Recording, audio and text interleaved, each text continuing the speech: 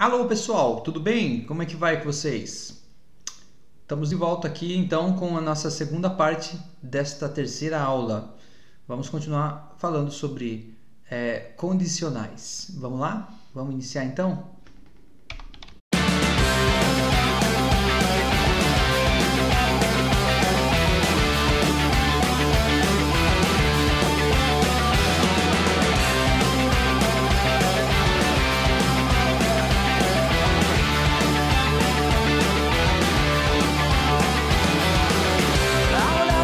Muito bem, então nesta aula que nós estamos começando agora, o assunto é estruturas condicionais aninhadas ou encadeadas. O que é isso? Para que serve? Nós vamos entender como fazer condicionais onde eu tenho mais de um caminho. Não é só o verdadeiro e o falso. Tem uma terceira possibilidade, quarta. Como é que funciona isso? Será que existe alguma coisa que é diferente de verdadeiro e falso na programação? Então, a gente vai começar agora com essa atividade. Então, vamos lá? É o seguinte, o primeiro passo aqui que a gente vai começar é lembrar que anteriormente nós aprendemos a criar expressões lógicas compostas usando os operadores lógicos, que seriam os operadores e ou, né? And e or, que nós vimos na aula passada. Além de usar operadores relacionais, etc. Então isso já está resolvido, precisa treinar só, mas a gente já entendeu como montar os testes que a gente faz dentro das condicionais. O que a gente vai ver agora é como montar estruturas condicionais que permitem mais de dois caminhos além do verdadeiro e falso. Será que existe uma terceira coisa? Ou como é que eu faço isso? Qual que é a lógica e a ideia por trás de uma estrutura condicional aninhada ou encadeada, como eu gosto de falar mais. Muito bem. A primeira pergunta que surge é como criar estrutura com mais de dois caminhos, o Homer pergunta. Então, quando eu estava acostumado a chegar lá e decidir se verdadeiro vai para a direita, se esquerdo vai para a esquerda, se verdadeiro vai para a esquerda, direita, ou se falso vai para a direita, para a esquerda. Nossa, que confusão. Enfim, quando a gente estava usando esse tipo de lógica, beleza, tudo bem. Se der verdadeiro, vai para cá. Se der falso, vai para cá. Mas como é que eu faço para ir para um terceiro caminho? Ou em problemas um pouco mais sofisticados, como se eu tirar uma nota entre 7 ou acima de 7, eu passei de ano. Se eu tirar abaixo de 5, eu fui reprovado. Mas se eu tirar entre 5 e 6, eu posso ter uma chance de recuperação. Então veja, tem três possibilidades, né? De eu tirar mais que 7, de eu tirar menos que 7, mas mais do que 6, e aí eu estou de recuperação e não estou reprovado. Como é que faz isso agora? Então é isso que a gente está analisando aqui. A gente trabalha nisso, isso é importante, então atenção, com um negócio chamado if-else aninhado ou encadeado. Então continua sendo if-else, então a estrutura que a gente vai usar é a mesma estrutura if-else, mas com um item a mais. A gente vai ver que a gente pode montar uma coisinha a mais que permite a gente aninhar os if e else. Mas antes disso, vamos entender a origem disso. Então, essa frase é interessante. Pense em estruturas alinhadas ou encadeadas como sendo um if-else dentro do outro. Eu quero que você consiga visualizar isso, consiga entender isso aqui. Ó. Estruturas encadeadas, na verdade, é um if-else dentro do outro. É possível isso? É. Ó, por que é possível? Raciocine. O que eu posso colocar dentro de um bloco if ou else? Eu posso colocar um algoritmo qualquer. Esta é a resposta. Qualquer algoritmo pode entrar dentro de um if else. O que eu estou querendo dizer é o seguinte. Eu vou montar lá o bloco if e abro aquela chave. Dentro dessa chave, o que vai lá dentro? Pode ter declaração de variável, pode ter console read, console write, pode ter captura de informação, entrada, saída, pode ter cálculo, pode ter um programa inteiro dentro daquele bloco, tanto do if quanto do else. Se eu posso ter um programa inteiro, dentro de cada bloco if-else, eu não posso ter outro if-else dentro?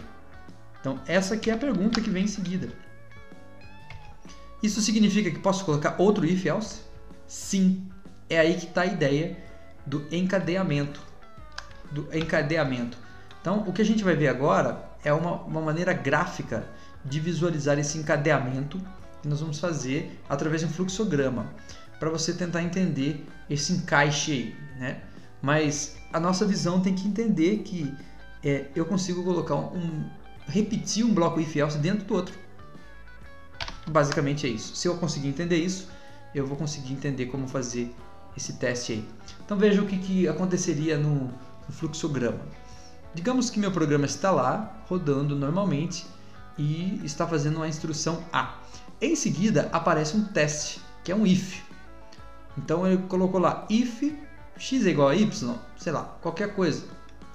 Então esse teste aí pode dar verdadeiro. Lembre-se, não existe nada diferente de verdadeiro ou falso. Continua sendo assim, um teste só pode dar verdadeiro ou falso, é binário. Se der verdadeiro, eu executo a instrução B. Agora, veja que interessante, e se der falso? Espera aí que vai até lá embaixo. Mas e se der falso?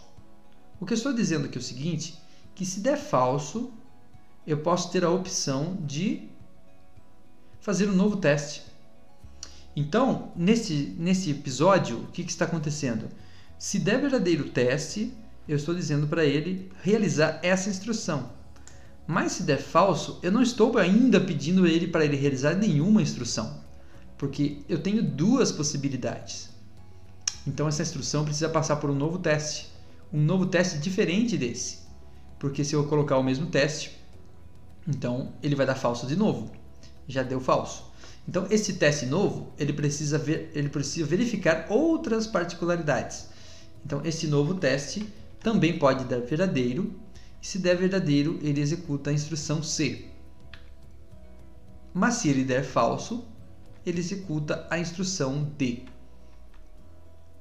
Depois que esse teste terminar, o programa pode finalizar o bloco de if-else ou if-else-if e continuar com a instrução E, que é uma instrução que não pertence a esse grupo de instruções. Então veja, o que nós estamos querendo dizer? Se eu tenho uma situação onde eu tenho 3 possibilidades, por exemplo, se eu tirar mais do que 7, eu passei. Se eu tirar menos que 6, eu fui reprovado. E o outro assunto eu seria de recuperação. Então eu vou fazer um primeiro teste.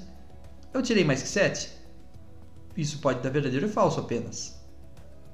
Sim, tirei mais que 7. Verdadeiro. Passou de ano. Acabou o programa. Segue o fluxo. Mas digamos que não. Eu tirei mais que 7? Não. Significa que eu tirei 0, 1, 2, 3, 4, 5 ou 6 ou até 6,99.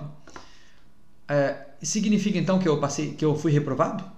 Não sei, porque para as pessoas que tiraram menos que 7, eles podem ter sido reprovadas ou ficar de recuperação. Então, como eu tenho duas possibilidades, eu faço um novo teste. Então, esse teste pode dar verdadeiro. Que teste que eu faria aqui? Por exemplo, será que então, já que eu não tirei mais do que 7, será que eu tirei menos do que 6? Então, esse seria um bom teste. Tirei menos que 6? Verdadeiro. Reprovado. Não tirei menos que 6. Então, significa que eu estou de recuperação. Não significa que eu passei de ano.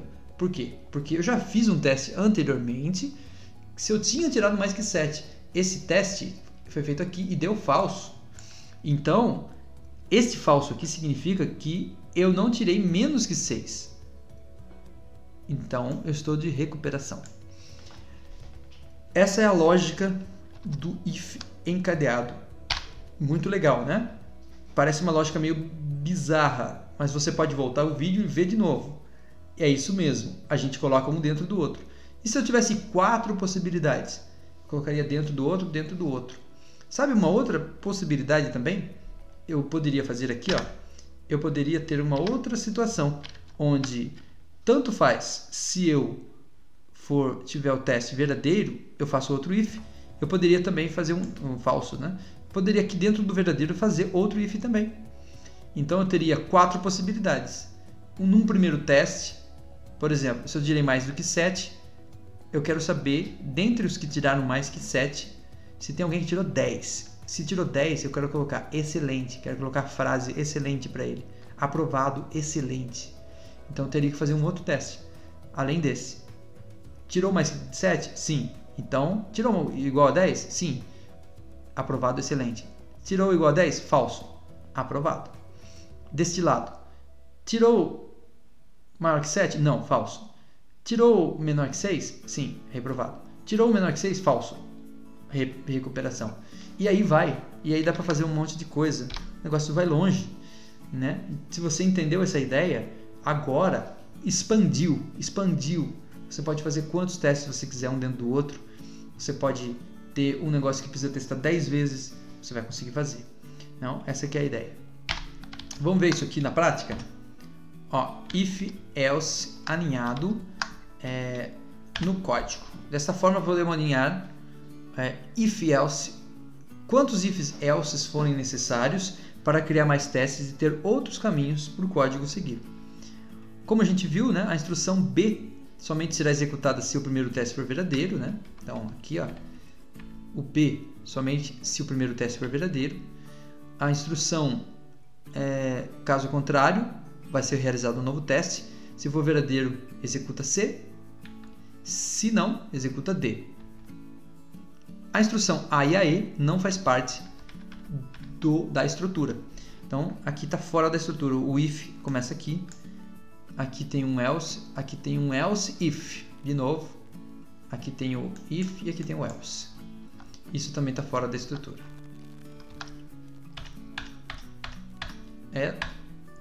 Olha aí o código como é que fica. Fica assim, ó. Isso aí já no C# ou em muitas outras linguagens. A implementação, a mesma ideia do fluxograma. Então tá aqui, ó. Lá em cima, if, o primeiro teste. Se o primeiro teste é verdadeiro, executa a instrução B. Se não, vai para o else. Aí olha que interessante. Dentro do else, o else começa aqui e termina aqui, ó. Tá pretinho, tá de cor diferente para vocês enxergarem. Aí dentro do else aparece o quê? Ao invés de aparecer um código, até poderia aparecer um código, mas ao invés de aparecer um código, aparece um if de novo. Aí esse if faz um novo teste, diferente do teste. O teste 2 sempre é diferente do teste 1, e ele não inclui os valores que já foram testados falso no teste 1. Aliás, testado verdadeiro, que deram falso, não é verdadeiro. E daí eu faço um novo teste, e se der verdadeiro, aí ele vem para a instrução C. Se der falso, vem para a instrução D. B, C e D. A está por cima e a E está abaixo depois que termina. Veja que interessante. Se o teste 1 der verdadeiro, jamais vai entrar aqui para fazer um novo teste. Esse teste nunca será realizado.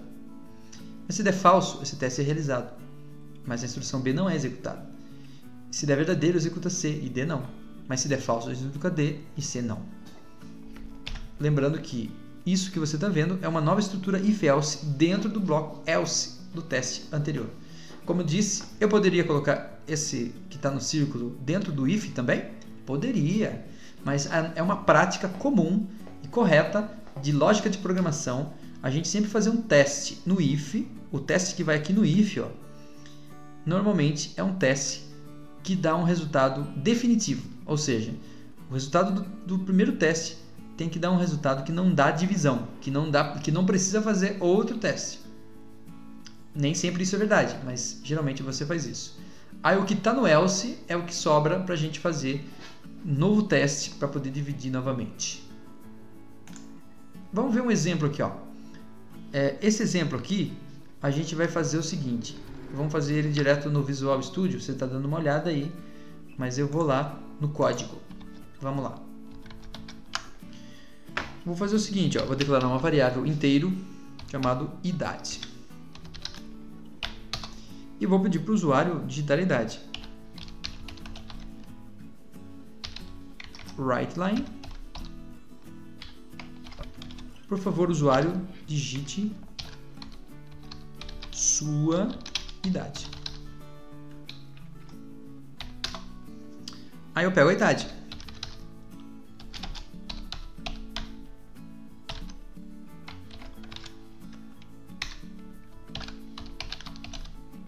Pronto.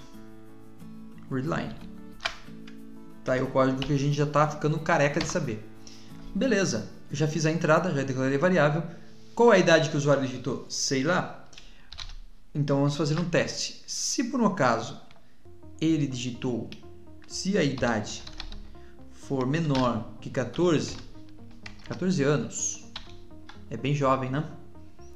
Eu vou dizer que ele é uma criança menor que 14 anos. Sei lá se isso é verdade, mas vamos colocar aqui soli.writeLine criança, uma criança. Se ele for menor que 14 anos. Eu quero fazer um novo teste. Else. Ah lá. Então, se ele tiver menor que 14 anos, é uma criança. Mas se ele for maior que 14 anos? Sem encadear, eu só tinha uma opção. O que eu vou escrever aqui? Adulto. Aí eu vou dizer que pessoa que tem 15 anos é adulto. Então, eu vou fazer um novo teste aqui dentro.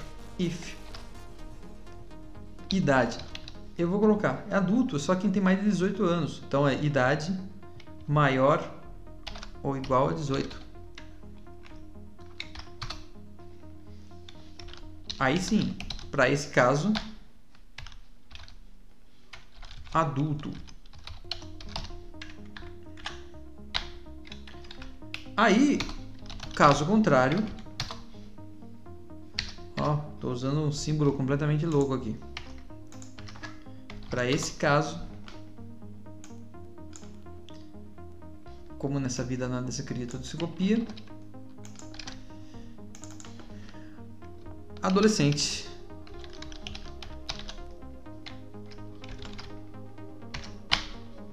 Aí, ó. Então, olha a estrutura encadeada, tá vendo? Então, se der verdadeiro aqui, é criança. Porque o teste que eu fiz é definitivo. Porque não deixa dúvida. Veja, o que seria um teste não definitivo? Se eu fizesse menor que 18. Por que esse teste não seria bom? Porque menor que 18 pode ser criança ou adolescente. Então daí dentro do if que eu teria que fazer essa estrutura de if else novamente. Mas eu procuro fazer isso para deixar para o else. Deixar no else. Vocês vão entender melhor por que daqui a pouco. Aí sim, no else eu faço um outro if que testa. Esse teste também não pode deixar, tem que ser definitivo. Porque quem tem maior de 18 anos é adulto. E aí está resolvido. Então esse código que você está vendo aqui, não esqueça de colocar ele dentro da função main, tá? Esse código é o mesmo que você está vendo aqui. Agora, tá vendo esse código aí, ó? Mesma coisa. Estrutura if else encadeada abreviada. Dá pra gente fazer uma coisa mais legal aqui, mais rápida e abreviada. Porque as linguagens de programação criaram uma estrutura if-else aninhada, encadeada, abreviada. Porque a gente usa muito isso aqui, com vários testes, às vezes 2, 3, 4, 5. E tem muita chave abrindo e fechando. Então, quando tiver mais de 2, ou até 2 mesmo, tem que colocar um embaixo do outro. Observação, isso é importante. Nessa estrutura, o primeiro teste sempre é dentro de um bloco if. O segundo em diante é dentro de um else if. Então isso é a novidade, é uma frasezinha nova para você, ó. Else if, o que é isso? E se houver um else, ele deve aparecer no último ponto do bloco. Ficaria mais ou menos assim, ó. If, primeiro teste, sempre com if, a primeira instrução aparece aqui. Se isso der falso, aí você coloca else if. Ah lá, e essa é a novidade. Por quê? Eu estou abreviando, ó. Ao invés de eu colocar else e dentro do else abrir chaves, abrir um if, abrir chaves de novo. Eles criaram uma estrutura para abreviar para mais rápido, ó. Então eu posso colocar else if desse jeito aqui e else if permite um novo teste e abre aqui. Então aí com isso, ó, agora sim, agora esse bloquinho aqui, ó, esse é o segredo. Eu posso repetir ele quantas vezes eu quiser. Esse não, esse vai aparecer em primeiro lugar uma vez só. Primeiro teste. A partir do segundo, else if. E aí eu coloco quantos eu quiser aqui, quantos testes eu quiser. E vai embora. O else, o que é o else? É se todos os testes anteriores, se eu tiver 1, 2, 3, 4, 5, 6, 7, 5 testes anteriores, se todos eles derem falso, se eu colocar else, ele vai para o else. Se eu não colocar else porque ele é opcional, ó, isso aqui é opcional, vou ficar digitando aqui não, opcional, meu Deus do céu, deixa quieto. Se eu não colocar o else, então, o que vai acontecer? Ele vai testar o primeiro, o segundo, o terceiro, o quarto, o quinto. Se nenhum der verdadeiro, não faz nada. Ele simplesmente finaliza o processo. Se um deles der verdadeiro, ele executa e cai fora também. Ele não vai testar novamente. Por exemplo, se o if der verdadeiro, nem testa else if. Se o segundo else if der verdadeiro, nem testa o terceiro, nem o quarto, nem o else. E assim por diante. Olha um exemplo. Agora a gente vai fazer o mesmo código aqui, ó. Vamos voltar lá para a gente alterar e deixar ele simplificado. Simples. A gente vai eliminar aqui, ó, essa chave. Não precisa dela. E aí esse cara aqui, ó, esse teste aqui vem junto na mesma frase aqui, ó. Separado aqui, ó, tem que ter espacinho, tá? Else if. Pronto. Aí eu posso alinhar aqui, ó, na mesma direção, porque agora eles fazem parte de uma estrutura única. Olha que legal. Facilitou? Vai ser sempre assim, a maioria das vezes. Um teste, segundo teste e o terceiro é o else.